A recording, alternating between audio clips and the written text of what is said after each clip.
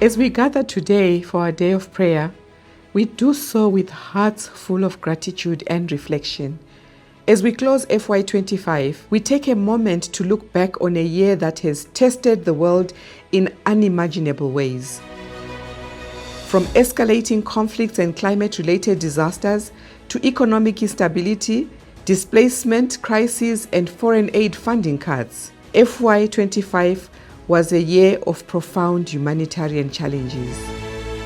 Yet, in the face of these trials, World Vision remained steadfast in its mission to serve the most vulnerable children and families wherever the need was greatest. Our teams worked tirelessly, often in complex and high-risk environments, sometimes with very lean budgets, to deliver life-saving assistance, restore hope, and uphold dignity.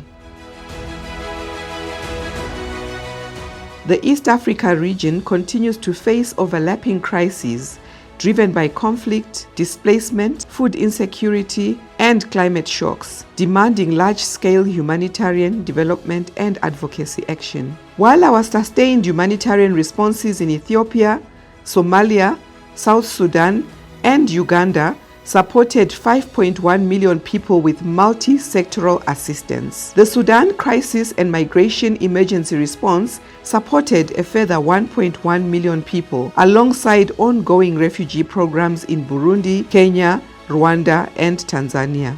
We saw encouraging progress in household well-being. However, gaps remain. These gaps challenge us to do more and to do better. During this period, over 1.1 million children directly benefited from World Vision's child protection interventions aimed at preventing and addressing violence against children.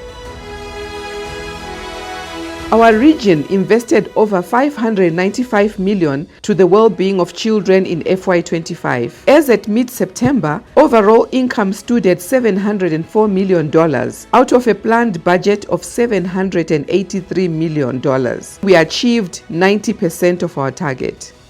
Revenue has seen a decline compared to the previous 2 years due to the changing donor landscape and the U.S. government funding cuts that were experienced in Q2 of the year. Our largest donor was the World Food Program that contributed $394 million, followed by USAID at $95 million. Other key donors included the EU, Government of Canada, OCHA, UNHCR, and the World Bank.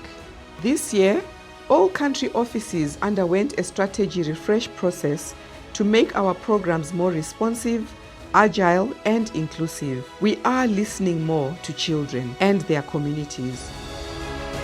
The Faith and Development team helped deepen our spiritual foundation with over 2,000 staff trained in Mission Immersion Program, over 1 million children impacted through F&D core models and peace building, and enhanced spiritual nurture, child protection, and community resilience.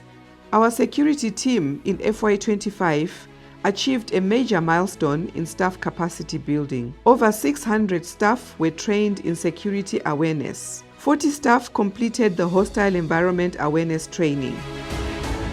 We also ran a road safety campaign, equipping staff with practical knowledge to stay safe at home, in the field, and on the road. In the area of supply chain, in partnership with Help Logistics, we completed a spend and skills gap analysis across the region. Our procurement implementation rate is at 92%, exceeding our target. Vision Fund continues to transform lives through microfinance. Financial inclusion is helping families stay resilient and keep children in school. Our WASH program also continues to excel, with 1 million people reached with clean water, 650,000 with sanitation, and 900,000 with hygiene services. 600,000 children were reached with WASH interventions. These efforts promote sustainability and climate resilience. In FY25, our advocacy and external engagement influenced through persuasion, dialogue, and evidence to obtain change. We achieved 84 policy changes across the 9 field offices, reaching 69 million vulnerable children. At the 38th Africa Union Heads of State Summit, the AU Convention on Ending Violence Against Women and Girls was adopted. World Vision played a key role in shaping this convention and is now leading the development of a child-friendly version in collaboration with the AU. These milestones reflect our commitment to advocacy and policy influence for lasting change.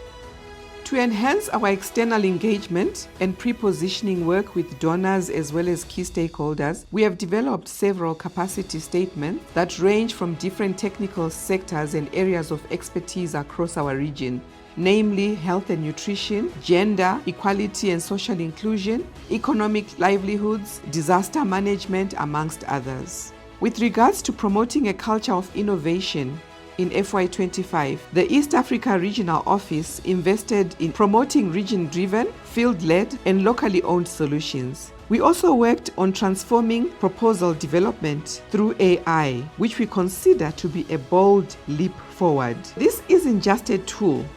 It's a catalyst for smarter, faster, and more connected work. This success was made possible through the collective effort of GTD, Global Center GAM, legal teams, supply chain, and the ERO Innovation Committee. As we look ahead to FY26, we do so with renewed purpose and faith.